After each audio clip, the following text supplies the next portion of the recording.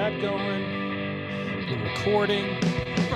Hey, everybody. Welcome to Navel Gazing, the Valley Indie Podcast. My name is Eugene Driscoll of valleyindie.org. I want to do a quick podcast, a vlogcast, before the storm comes rolling in. It's 3:15, Thursday, July 8th. I don't know. We may be washed away by July 9th, the way the skies are looking right now. But this morning in Ansonia, there was a press conference at 10:30 a.m. where Governor Lamont came to town for the second time in almost exactly a year. Pandemic has warped time. But he returned to Ansonia this morning to talk about a $1 million grant the city is receiving from the department, from the Brownfield program of Department of Economic Development, DECD, Department of Economic and Community Development. So I wanted to play the press conference and maybe do like a little video or a little photo montage as you watch. But before I do that, a couple of notes of housekeeping there. I just wanted to thank everybody for the many text messages, emails, hundreds of Facebook comments from readers of the Valley Indie expressing their condolences to me on the passing of my mother, Therese Driscoll, last month. It helped. It meant a lot. I read some of the entries to my father, and also, you know, some of the local newsmakers or politicians who commented publicly. That was great fodder for conversation between some of my more insane older brothers. I'm the youngest of 5 boys. So anyway, thank you everybody for all your support. I really do appreciate it. I just also wanted to say the Fab 4 Music Festival. I have to read this. I'm not going to pretend like I don't have it right in front of me. It's a Beatles-themed Fab 4 Music Festival. It's scheduled for Saturday, July 10th at Nolan Field, 350 Wakely Avenue. That's coming up this weekend. So go to www.fab4musicfestival.com, or even easier, go to valleyindie.org, look under Extra Extra if you want to buy tickets. It's about $20 in advance. $25 at the door. It's Saturday, July 10th, 12 p.m. to 8 p.m. There's a ton of information on the Valley Indie. I meant to get Charles Rosnay in here. Sorry if I just butchered your last name on a podcast, but it's just been busy and I had to cancel. So I apologize for that. Also, I feel personally responsible for the cancellation of the Derby Shelton fireworks. Twice. I mean, technically, I guess they're postponements, but they haven't given a new date yet. It seems that every time I put something on the site or on Facebook saying, hey, the fireworks are tomorrow, like 10 minutes after, they are canceled. So sorry about that, world. It's my bad karma, my bad juju. But there are fireworks, at least as of right now, scheduled for Sunday, July 11th in Ansonia. Governments in Ansonia and Seymour are teaming up this year to launch fireworks on the top of Fountain Lake in Ansonia. That's very close to the Seymour border. It's going to happen after dark Sunday, July 11th. It's a little informal. This is the first time the towns have done this. So in terms of viewing areas, there's been suggestions. Tri-Town Plaza has been mentioned many times by Anne Marie Dragonis, the first selectman woman of Seymour. The former Big Y Shopping Center has been thrown out as a suggestion. But listen, if you show up and somebody says you can't park there, please don't blame me. That's in Ansonia, the former Big Y there. Seymour Community Center parking lot, 70 Pine Street up there in Seymour. Nolan Field in Ansonia is another one. And Simpson Church, that parking lot, North Cliff Street in Ansonia. I'll also tell you, just as somebody who used to work for many years, a decade, on Main Street in Ansonia, at the train station there, I could see at least the new Farrel building from there. So I would think West Main Street might be a possibility. I don't know if the commuter lot, but at least the train station. Again, I was up 3 floors, but I think you'll probably be able to see him from a bunch of spots at Ansonia. North Main Street too, like around where like the Domino's is and all that. That should be a good view of the fireworks. So, okay, so that's that. So back to the very subject of this podcast, and I know this is going to get me in trouble. Oh, wait, where do I have it? I didn't publish the story yet. So Connecticut's governor, that's Ned Lamont, and a cadre of elected, see, I can't even read what I write.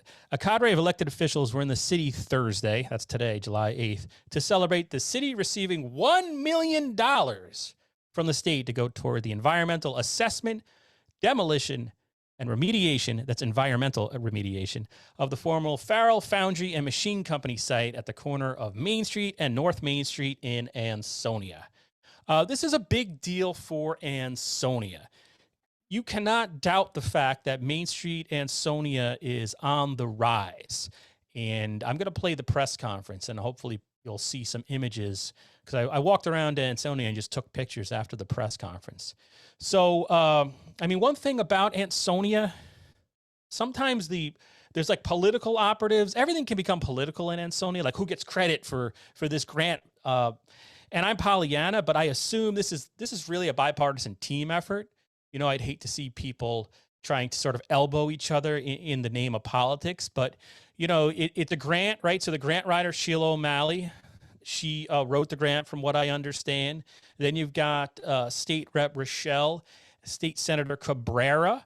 I know I hear stuff, they're lobbying for Ansonia on the state level. I assume they gathered support. I mean, I don't get an inside look exactly as how the sausage is made, but I think the important thing is that this grant is here, and Ansonia is going to be able to hopefully clean up, remediate, demolish, and get something in, which is an area that I know it has a lot of history locally.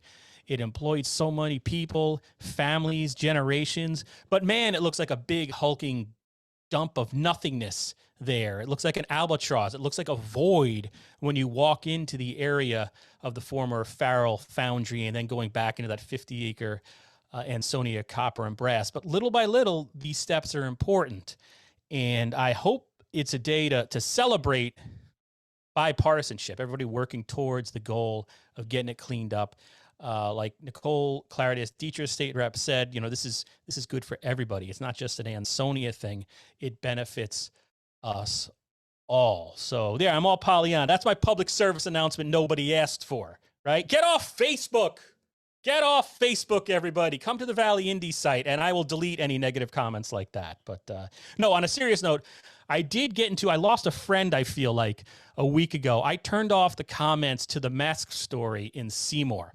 And here's the thing. I've started to view the comment section, Valley Indy Facebook, right? It's whatever, it's facebook.com, Valley Independent Sentinel. I kind of view that as my shop. You know, I work virtually. That's like my newsroom, sort of, I feel like. So I try to maintain a certain level of discourse there. And I just don't have the time to always, nor do I think it's my job to moderate a comment thread that just goes off the rails. And it happens. So finally, after years, I mean, it's time consuming. Can you imagine running a business, running a hardware store, or running whatever, a drugstore, a pharmacy, and you have to stop whatever you're doing and mediate this fight as two people are just screaming at each other about something political in your aisle, just going at it back and forth, back and forth, back and forth. Nobody's stopping. Then somebody else joins in, and then somebody else says something off color. But meanwhile, you know, you have your work to do. And so in that particular thread, there was one thread that kind of said, well, this is the work of crazy right-wing anti-vaxxer Trump people. So that was an assumption. And then there was a response to that. And then the third comment was something about vaccines are fake. At that point, I had to cut my lawn. I had a list of stories that I had to do. I just made the decision, you know what? I can't sit here and moderate this comment thread. I do think it's my responsibility to moderate comments. I don't think anything goes. I don't think that's good for journalism. I don't think it's good for our community. It's not good for the credibility of a online newspaper.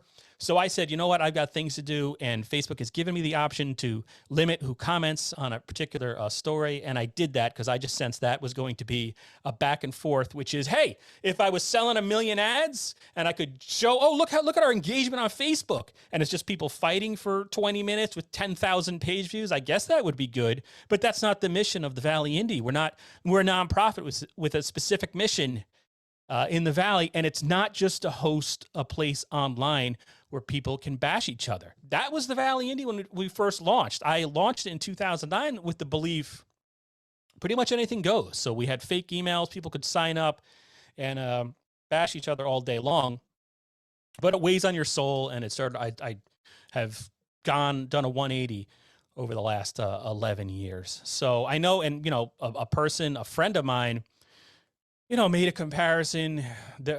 She felt like I was taking away her right to free speech. I'm not a government agency, so I literally can't do that. Private organizations aren't subjected to those same rules. But I get what she was saying, because we're a newspaper, an online newspaper. You want to, foster a civil conversation, which I don't think that was going to become, and allow for the free flowing exchange of ideas, which also all things I believe in. But I mean, we wrote the article. There were sides, if you will, in the article. So I don't think it's, a reporter has to write the article, or an editor has to edit the article and then be locked in a room and just sit there and with your hands tied behind your back as people scream at each other all day. And I think the vast majority of people at this point in the social media game or age or era, you probably sort of agree with me. I know nothing, I could be right. I reserve the right to be 100% wrong, but I just wanted to explain that decision to you. So, all right, I realize I've been blabbing on. It's been a long month. I will just share with you, during the Great Give, that's when I found out my mother had cancer. She was diagnosed with actually, she wasn't even diagnosed. I just got a text message during day 2 of the Great Give from my brother, or maybe it was an email. I can't remember.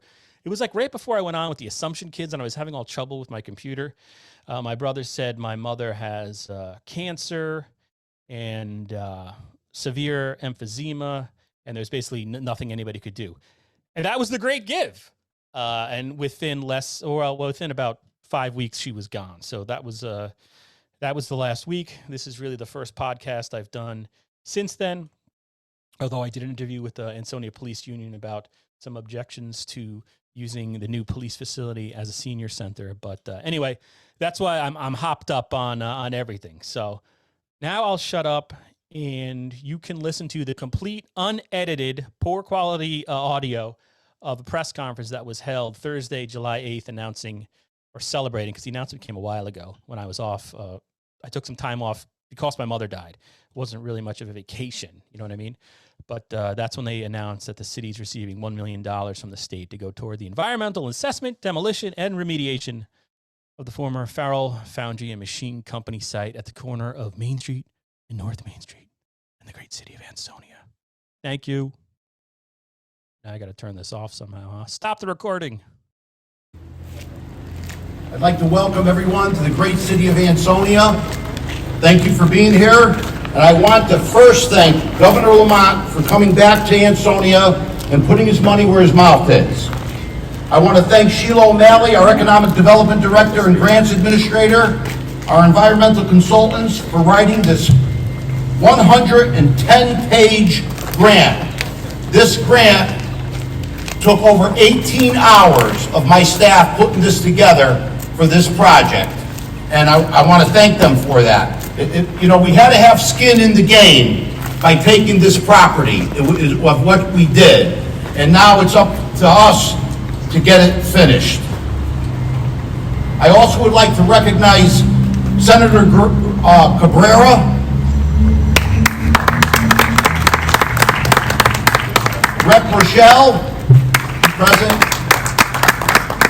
and our alderman, Joe Cassetti from the 3rd Ward, Alderman Rivers from the 5th Ward, Alderman King from the 1st Ward, which this area encompasses here. I especially want to thank Representative Nicole Claire-Desditria and First Select Woman Anne Marie Dragonis for their support of my efforts.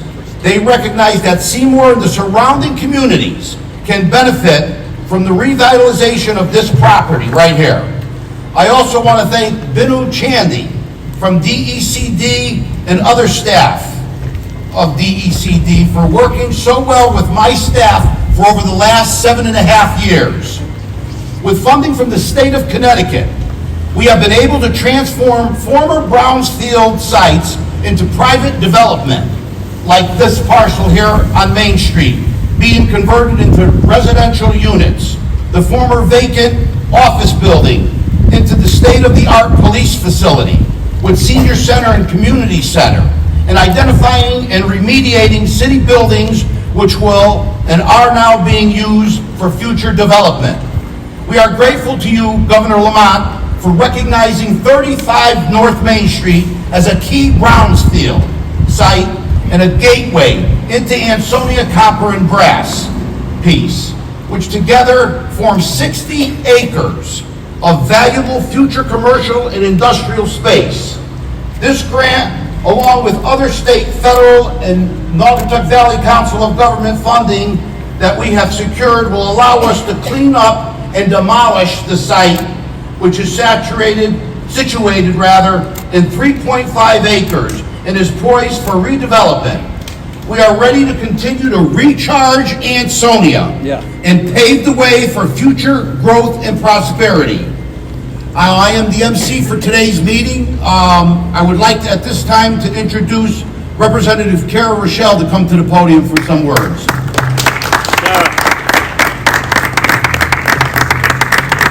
I want to start by saying what a joy it is to be here today, and thank you all for being here. It is a momentous occasion that we are building on. Just a year ago, we were here to announce the $600,000 in state investment to start the process of knocking this down. And at that time, I described it as a domino tipped, and that's truly what it has been. We are now seeing $1 million investment to continue to do brownfield remediation and cleanup of this area. The Valley, as many of you know, is an area that was the economic driver for the state of Connecticut in its heyday. We were that hub that had thousands of jobs behind us. These buildings represent thousands of families that were supported. And as they closed, this region fell into hard times. But what we're seeing is that a strong partnership of local and state partners, of state investment, can make a difference and will revitalize this community. So I am beyond appreciative of Governor Lamont for seeing our vision and of partnering with us to make it happen. I know over the past few years we've shared with him a lot about our vibrant history, about the Navy propellers that were built in this factory, about the contracts that were put in here, and all the ingenuity. And now it's time to look forward, to move forward, and to have that partnership. I'm also here to celebrate a bit about the other investments that we've been doing on the state level for communities like Ansonia and specifically for our region. So in addition to this $1 million investment in brownfield cleanup, we're also seeing in this budget the progress that's being made locally in other ways as well. A $250,000 investment in partnership with Senator Cabra and the state in youth programming over the next 2 years for our residents. Historic levels of education increasing in funding, historic levels of municipal increases in funding. This is going to have a true impact. It means that whatever direction you're turning in, whatever the needs are for our residents, we're meeting those needs. Historic increases in investing in our nonprofits and our social service agencies, so that as we recover from the pandemic, we can also see that the residents are getting what they need in our community, the demands are being met.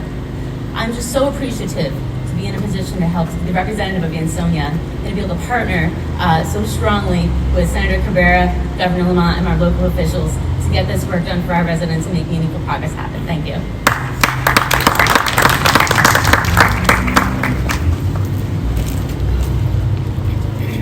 Next up, I'd like to introduce Senator Jorge Cabrera to come to the podium. Thank you, Mayor.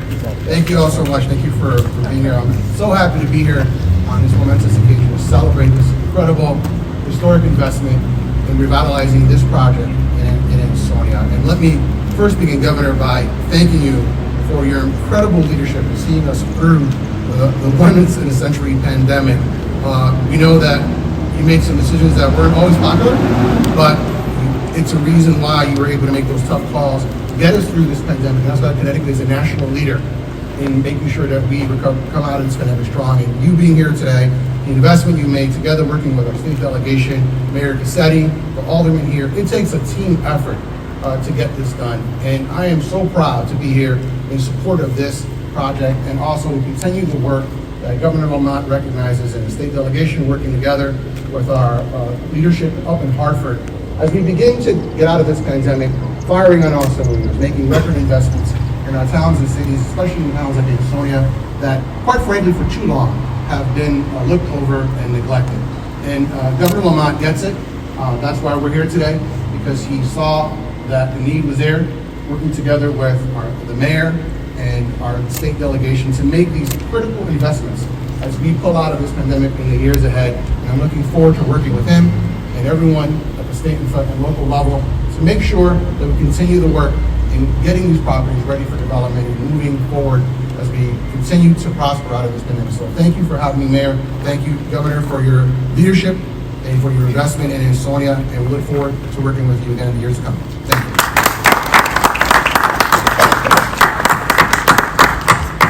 I would like to call up David Morgan from Team to please come to the podium. Thank you, Mayor. You know, I'm a bit inspired. I see every one of these leaders behind me, and I see a lot in the audience. I see residents, I see aldermen, alderwomen, I see community partners from the nonprofit community as well as the other public and private sectors, and I can't help but comment on, you know, although there's been so much pain over the last 16 months, it's taught so much about our ability to work together, come together, and be stronger together. And today, celebrating, you know, the passage of a state budget, as well as, you know, shining the light on Ansonia and the Valley, just like the pandemic, at times, and for those who know Team, we're a nonprofit health and human services provider, and there are many others in Ansonia and the Valley. We never went home. We were always in that front line, being part of that social, economic fabric for individuals, families, households from all walks of life. And frankly, the governor, I have to echo it, has always been a beacon of light and inspiration that allowed nonprofits like Team and so many others to move onward and upward every 20 minutes, every day, every month of that very ugly and scary experience of this coronavirus pandemic. And I think there's a lot learned from that when we celebrate the passage of this budget, that sometimes things can, and we think about immediate response and immediate and long-term recovery, sometimes things can feel insurmountable, and then the humanity just bursts out when I see some individuals throughout this audience and many partners who we don't always agree on everything, but at the end of the day, that's where the good stuff comes out. Do we truly make a change for the benefit of others tomorrow? And I believe this state budget, it does exactly that. And so on behalf of the nonprofit community, we are so grateful for the investment of this state budget. The investment in the nonprofit community is an investment in the pillars of the economic vitality of any community, any region, where you're talking about health and wellness, healthcare, childcare, employability, youth development, all of those. So we stand with all of our legislators, our leaders, and the governor and applaud that. And I want to close with this, something that, Governor, I'd like to leave this with you on behalf of all of us at Team, as well as those in Ansonia and the Valley. We're at the apex of some of the most difficult times of the pandemic. This would be late March, early April 2020. And again, Team in the front line with food insecurity, childcare, elderly, housing, etc. I got a note from a 10-year-old girl, and I'm going to read it to you, and I'm going to leave it to you as a thank you. And she wrote, "Dear David," and she's really addressing this to Team. She looked me up. "Thank you very much for helping humanity. Your work and dedication does not go unnoticed. I looked up the Team logo and found Team's main colors. So in return of your acts of kindness, I have made a bracelet inspired by Team's colors." So Governor, I'm going to leave you with that 10-year-old girl's note, a copy of it, I'm keeping the original, and a bracelet. I commissioned her to make a number of these bracelets so I can continue to express immense gratitude for getting us forward and onward and upward with this budget as a launching pad. So thank you.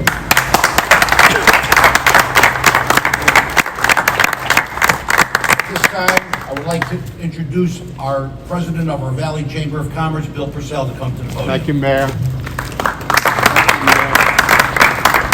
Well, Governor, I want to welcome you on behalf of the Chamber back to Ansonia, into our All-America city. This has become a habit that we can all get pretty used to. Don't you think, Mayor? Sure. Legislative leaders, thank you so much for coming back. You know, the last time I saw you, Governor, you were with your wife, Ann. You were on the first tee of the Travelers Championship. Bubba Watson and Jason Day had just teed off. My wife, Mary Jane, scurried to try to catch up to you and say hello, but you were lost in a sea of admirers. And I want to say, who would have thought that the next day, Sunday, that the world would shine a spotlight on this great state of Connecticut? If you weren't living in the cave, you know that it was the most dramatic finish. And it did shine a positive light. 10,000 fans. And the message across the country and the world is Connecticut is back. Connecticut is back. And it's because of your leadership in getting us through this pandemic. Thank you for that. You know, to you, Governor, and to our legislator, just before the holiday, we had a briefing. All the chamber presidents across the state joined with CBIA for a briefing on this legislative session. and there was an article that I'm going to leave a copy. CBIA said, budget legislative session set course for rebuilding Connecticut. So our hats off from the business community, avoiding large-scale taxes, making investments, critical investments in municipal aid and education and our nonprofit providers like David Morgan and team, and workforce development, reforming unemployment, preserving the rainy day fund. What a stroke of genius. So I congratulate our legislators as well. But at the same time that we're focused on the short-term and near-term, we must also focus on long-term strategic investments like this that will position our communities for long-term growth by repurposing brownfield sites and bringing them back into productive use. Ambitious projects like this require vision, hard work, and perseverance. Mr. Mayor, I want to congratulate you for your vision. Rather than waiting for the private sector to come along, you have taken the bull by the horns, and you have empowered your crackerjack team to seek whatever federal and state resources are necessary. And I want to acknowledge my friend Sheila O'Malley. Sheila, this grant application was like a master's thesis at 110 pages, and I congratulate you for your persistence. And finally, Governor, I just want to acknowledge some of your leaders. We had our first breakfast. It was called Say Yes to Summer in Connecticut. And we had Christine Castingway, your Director of Tourism. We had Scott Dolch, President of the Restaurant Association, and Ginny Kozlowski, the President of the Lodging Association. And the message was this: the tourism industry needs our support. The hospitality needs our support. Now more than ever, we encourage you to patronize our local restaurants, our hospitals, and our tourism facilities across the state. And finally, I want to say I had the pleasure of meeting your new Commissioner of Labor.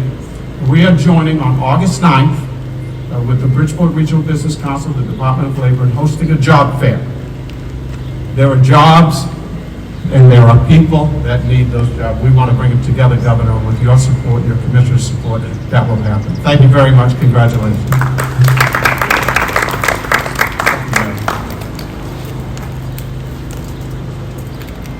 At this time, it is my honor and privilege to introduce the Governor of the great state of Connecticut and welcome him to the great city of Ansonia, Governor Ned Lamont. Thank you very much. Well, thanks, Mayor. Yeah, Bill, Connecticut is back, but we still have a long way to go. Yes. We still have a long way to go. We're hitting the ground running coming out of COVID. Thank God we're one of the states that are most likely to be vaccinated, least likely to be infected in the country. And people know that that allows us to hit the ground running. Mayor, as you said, recharging Ansonia, recharging Connecticut. That's how we do it together. That's how we were able to make sure that all during the COVID, we kept our manufacturing open, we kept our construction open, worked our heart out to keep our schools open, make sure those kids didn't lose a year, and keep going from there. And that's why a lot of people take a second look at the great state of Connecticut. That's why for the first time in a decade, we have tens of thousands of families moving back to Connecticut, moving vans turning around, coming back to Connecticut, hopefully coming right here to Ansonia, because as George and Kara said, we're never going to get this economic renaissance unless all of our towns and cities, that starts right here in the valley. This was the economic heart and engine of the state of Connecticut, and this is what this project is all about. How do we make our ourselves more competitive? That's what we tried to do with this budget. We tried to do a number of things. We tried to bring down the high cost of health care for people with a big expansion of the exchange. We tried to make work pay with a big tax cut for working families, earned income tax credit. We tried to make sure our retirees can afford to live and stay right here in the state of Connecticut. There's now a 70% tax cut on their pensions and annuities. These are different ways we work to make this place more affordable, where people can live and grow and start a business. When it comes to starting a business, we've got a few $100 million allocated to startups. And these are not big, fancy biopharma companies. These are companies right here on Main Street in Ansonia. And David Lehman and our team have a a startup fund for distressed communities, a startup fund for communities up and down the state. I want to make sure that you take advantage of that as well. So when we get this down, we have all the businesses ready to come in. Look, we're making this state competitive, we're making it affordable, making sure it happens, but it doesn't just happen by chance. We've got some work to do. You know, one place where we're at a disadvantage is a brownfield. Let's face it, if you're in Houston, the manufacturer, the mayor will say, why don't you just build out that cornfield there, no questions asked. Well, we don't have a lot of hundreds of acres of empty cornfields here in the state of Connecticut, but we do have hundreds of acres of brownfield. And our job as a state is to make sure that we get these cleaned up, get this remediated, make sure that when a manufacturer or another business comes to Ansonia and looks around, they see here the opportunity that it is. Make sure they know this is a place that they can start their business, grow their business. Make sure they know they have the talent here. You know, there's a global search for talent. If you want to start a business, the first thing everybody asks me is about the talent. And I tell them, we got thousands of young people moving to the state of Connecticut, a big expansion of our community college program. We will train people for the jobs that are out there. I want to make sure that nobody is left behind. I want to make sure that in this time of tight employment markets right now, no kid loses that opportunity to step up. This is a remarkable time for them, a remarkable time for the state of Connecticut. And it starts with programs just like this, Mayor. I really want to see this next time I'm here. What it looks like remediated, what it looks like with that new developer. We clip the ribbon and shake the hands, and thousands of jobs right here in Ansonia. You're good. You're like the chorus. Jump in. Thanks, everybody. Vinu Chandy couldn't make it today from DECD, but we have Ned Moore from DECD. I want to recognize him in the crowd. Ned, thanks for being here. With that, I'd like to complete this press conference and thank you all for coming. And let's move Ansonia forward. Thank you very much.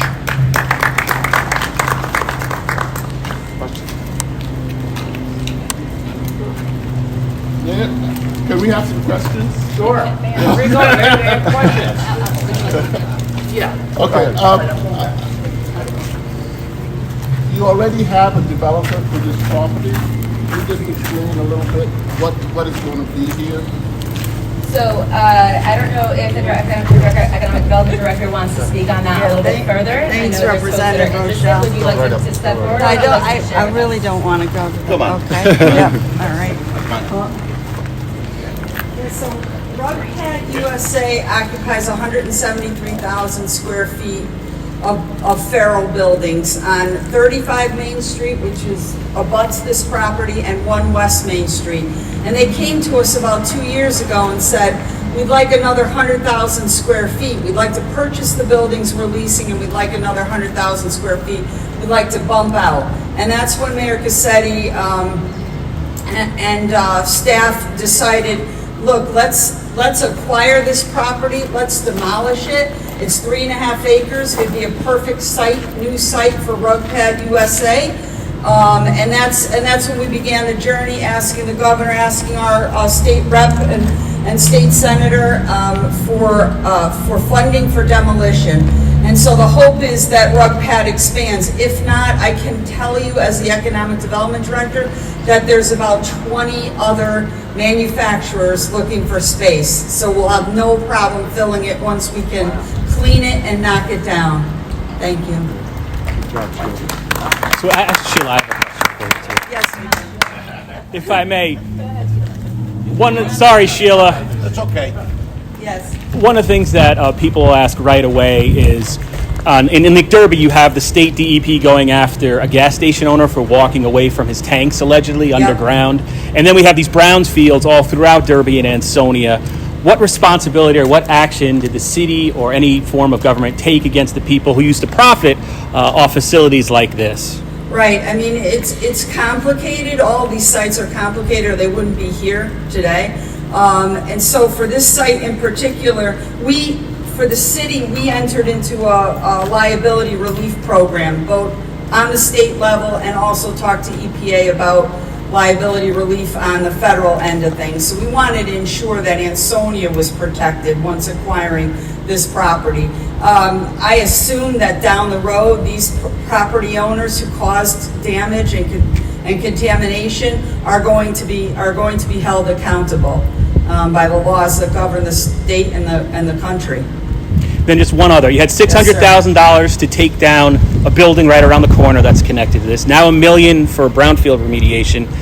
In terms of moving the ball towards the goal line of getting new life in here, how close are you? How much more do you need? Yeah, I think this $1.6 million seals the deal for this 3.5 acres. We did get Representative Reprochelle and Senator Cabra did get us $500,000 in Urban Act funds. We got another $164,000 in federal funds, and add that to this $1 million, and we are looks like we can complete the job for this amount. You're gonna hold me to that, right? Okay, so I think that. And what about in terms of every municipality locally talks about we're going to get extra government cash in terms of what's coming down from the federal government? Do you have any idea on the federal level what you'll be receiving to continue the cleanup of this entire area? Yeah, we did a study, a master development plan, not your typical master development plan, but what it did was tell us all about the infrastructure. It told us about the buildings that currently exist on this piece and the 50 acres behind us known as Ansonia, Copper, and Brass. And what that study said was a couple of things. One, you need to shore up that bridge or you're not getting anybody in there to develop anything. And the second thing was you need, and also the state plan and the regional plan indicates you need a road, an access road into this site. So we're focusing on those areas for Ansonia, Copper, and Brass. We've got hopefully $2.5 million coming from the federal government. I've made another ask of the state to help us with matching funds for that as well. And I know the governor and Senator Cabra and Reprochelle are working on that. And so, you know, we've got a lot of partners in play here, and we're very appreciative of that. Recognize we can't do it alone. We're really, really very grateful to the governor for coming in today. I mean, any time the governor comes in, it's good for your city, right? It's just helps us out tremendously. So we appreciate this and everything everybody's done for us. Thank you. Okay. Trying to sneak away. Here I go.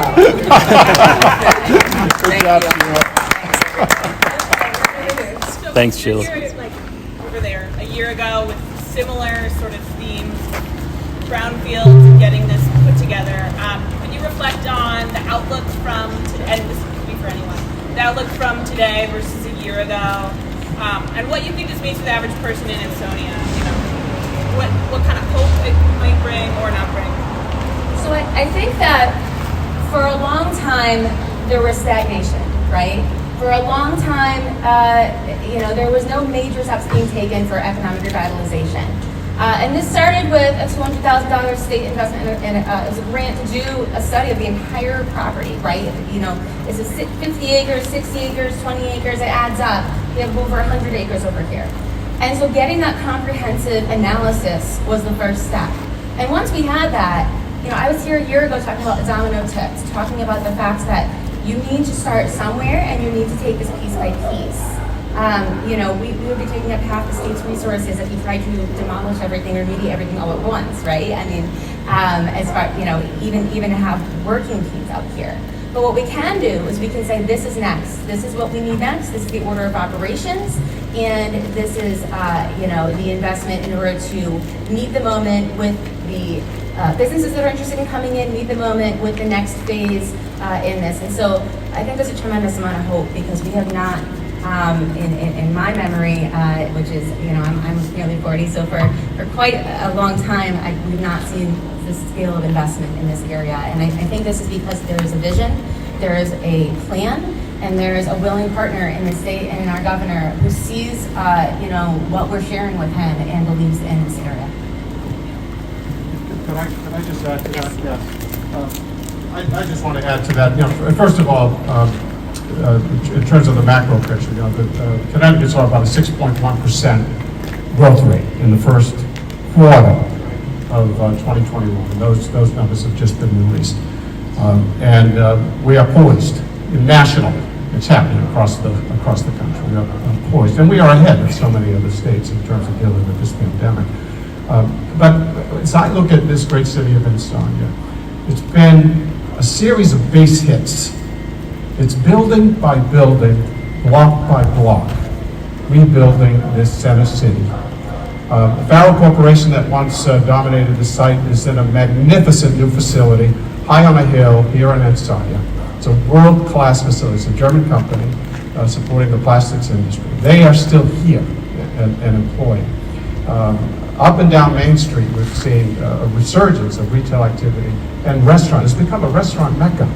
It has become a restaurant destination. And the city has planted the foundation, set the stage for this kind of private investment. So as you take a walk, and we urge you, before you leave, to take a walk and look at the historic buildings that are still intact, that are now ground-level retail, restaurants, residential up above. This is the key to successful revitalization in Connecticut cities today, bringing people back. The factories are gone. The old latex foam is now a Target. On the other end, it was a bookends, and in between is we see new life. And we're very excited for the future of this city. I'll just add to that. I think one thing that's really, really important that needs to be emphasized is how important constant communication is with your local leaders in the county state and those relationships. So very early on, before session even started, the state delegation began what were very frequent phone calls with the mayor and Sheila Malik, and we began the conversations early about what was needed. And it's really those partnerships beyond party affiliation, regardless of some areas where we may disagree.